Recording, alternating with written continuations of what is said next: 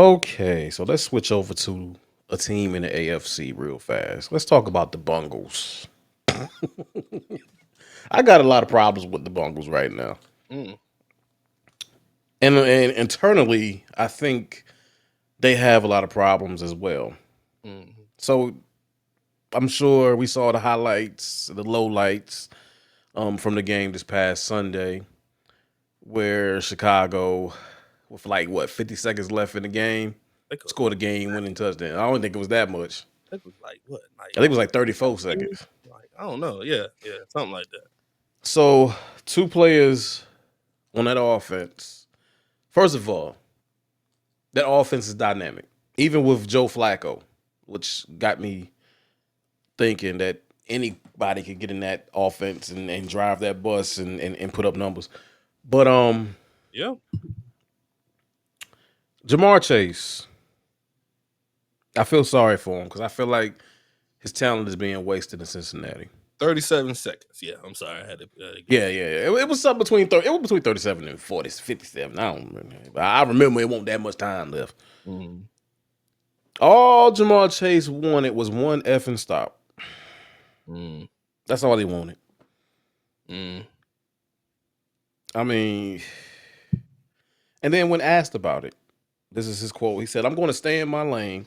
I don't want no defensive players coming to chew me out about what the F I'm doing." Mm. To me, that signals internal situation. Chase Brown, running back, had the same request. What the F? Finish the effing game. Let's make the tackle.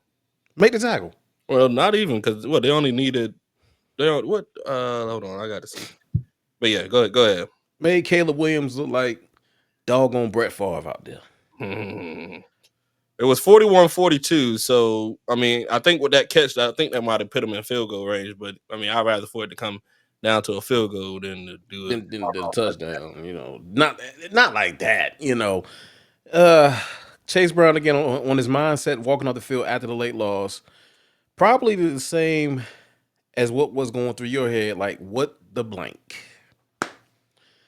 The Yeah. Cincinnati is in flux, man. But shout out to Joe Flacco though. Shout out to Joe Flacco. He's actually put up numbers, which got me looking at Joe Burrow side-eyed because anyway, he putting up numbers and everything. Offense can score 42, 43, 44, 45, but the defense gonna give up 50. Their defense is historically bad. Points allowed per game, 32nd, dead last. Yards allowed a game, 32nd, dead last. Rushing yards allowed per game, 32nd, dead last. Turnover ratio, they improve. They're tied for 27th. Mhm. Points scored in losses is historic. Their offense is too prolific for that defense to be that trash. Mm. They're the first team since the 1966 New York Giants to score 38 plus points in back-to-back games and lose them both. Yep. Mm. The same thing that happened last year. Yeah. Yeah. So my what hey, you feel free to chime in. They from now on until they get their stuff together, they're gonna be henceforth and forevermore known as the Bungles. But you can take it. Now, I want to stand corrected first that it was a completion for 58 yards. The Bears was on their own 42-yard line, so they covered almost half the field with that. So even with a completion, you know, I think it would have still kind of been in the Bengals territory, but not that, maybe at the 50 or 48 of the Bengals, So, yeah, something like but that. But anyways, yeah, I mean it's the same thing that happened last year. Um, Bengals was putting up a lot of points. Joe Burrow was playing outstanding. He was in MVP talk, but they couldn't win. They was putting up a lot of points. That was fighting to stay within games. Um, even with that prolific offense, like you said, I mean, their defense is just not good. And that's because in the NFL, for one, it's already hard to have a mixture of both of good offense and defense, but it's even more of a struggle when you have two number one receivers on your team that you paid, Both of them. both of them, and you have a Joe Burrow that you paid A lot. a lot of money. So it's kind of hard to be improved in that area of defense when you're pretty much saying, we're just going to try to outscore you and win games and hope that works. Hasn't been working for the last 2 seasons, even with a healthy Joe Burrow. But yeah, I just think the defense is just bad because they ain't got nobody over there for one. No uh, man's land. yeah, so I mean, it's a T. Higgins, Jamar Chase world in Cincinnati. I mean, Joe Flacco has put up what maybe 2, 3, 50 plus games. I know this game he just came off like 470 yards, almost a 500-yard passing game. Putting up career numbers. Yeah, I mean he's balling out over there. But again, the defense for one didn't make a tackle.